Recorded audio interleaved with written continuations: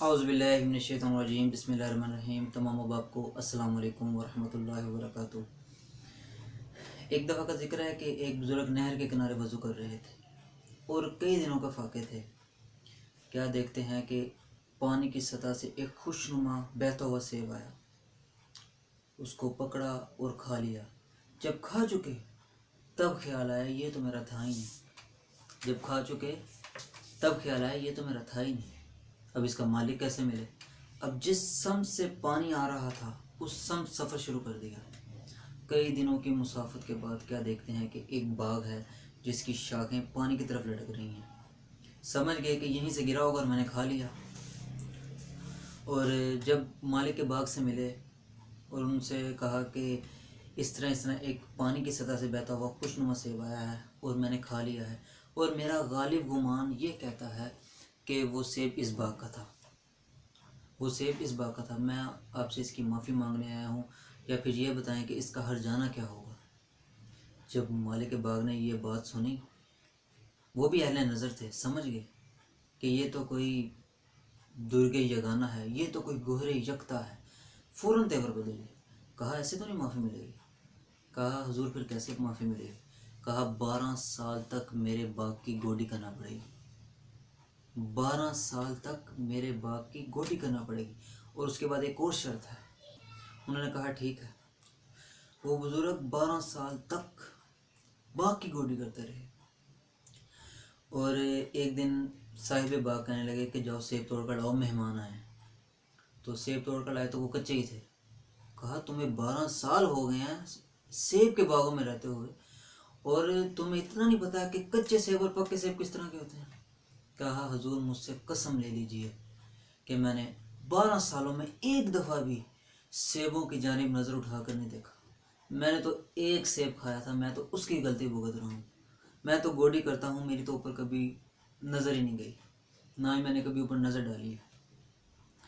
تو سینے سے لگا لیا۔ کہا تمہاری ایک شرط پوری ہوگی۔ کہتے اب دوسری شرط یہ ہے کہ میری ایک بیٹی ہے جو آنکھوں سے نابینا ہے، کانوں سے بہری ہے، بول بھی نہیں سکتی اور اپاہج بھی ہے، اور میں تمہارا اس سے نکاح کرنا چاہوں گا۔ اگر تمہیں قبول ہے تو تمہاری معافی ہو جائے گی۔ انہوں نے کہا ٹھیک ہے، میری معافی ہو جائے گی، میری غلطی معاف ہو جائے گی، میں زندگی کاٹ لوں گا، کوئی بات نہیں۔ ان دونوں کا نکاح ہو گیا۔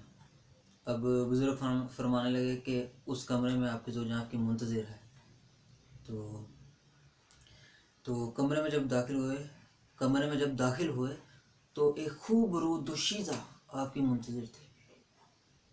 تو فوراً پلٹتے وقت دروازے کی چوگار سے سر پھٹ گیا اور خون بہنے لگا، اور جب صحن میں آئے تو وہ بزرگ وہاں پر تھے۔ کہا کہ حضور وہ تو کوئی اور ہیں، وہ تو کوئی اور خاتون ہے۔ کہا نہیں، وہ جو کمرے میں خاتون ہے وہی آپ کی زوجہ ہیں۔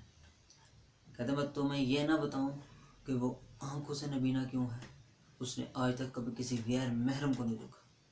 کانوں سے بہری کیوں ہے کہ اس نے آج تک کبھی کسی غیر محرم کی آواز نہیں سنی۔ گونگی کیوں ہے، اس نے آج تک کبھی کسی غیر محرم سے کلام نہیں کیا۔ اور اپاہج اس طرح ہے کہ آج تک گھر کی دہلیز پار کر کے باہر نہیں گئی۔ تو ان دونوں کا نکاح ہو گیا، اور اللہ نے ان کو ایک بچہ عطا کیا جس کا نام تھا الشیخ عبد القادر جیلانی۔ الشیخ عبد القادر جیلانی۔ اگر ماں باپ اس طرح کے ہوں گے تو بیٹے پھر اس طرح کے پیدا ہوتے ہیں۔ باپ کا لقمہ کتنا پاک، اور ماں اپنی آبرو کی کیسی محافظہ، جس نے کبھی کسی غیر محرم کی آواز تک نہیں سنی اور کبھی گھر کی دہلیز پار کر کے کبھی باہر نہیں گئی، تو پھر جو درگ یگانہ پیدا ہوتا ہے وہ دین کی احیا کرنے والا ہوتا ہے، دین کی مردہ قدروں کو نئی زندگی دینے والا ہوتا ہے۔ حضرت مولا علی قاری لکھتے ہیں کہ حضور غوث اعظم جب مجلس واعظ کرنے بیٹھتے تو 70,000 کا اجتماع آپ کے مجمع میں ہوتا، اور عمومی طور پر جب آپ اللہ کے قہر، غضب اور جلال کی بات کرتے تو کئی جنازے اٹھتے۔ تو یہ تھا آپ کی گفتگو کے اندر رنگ اور شرینی کا اثر۔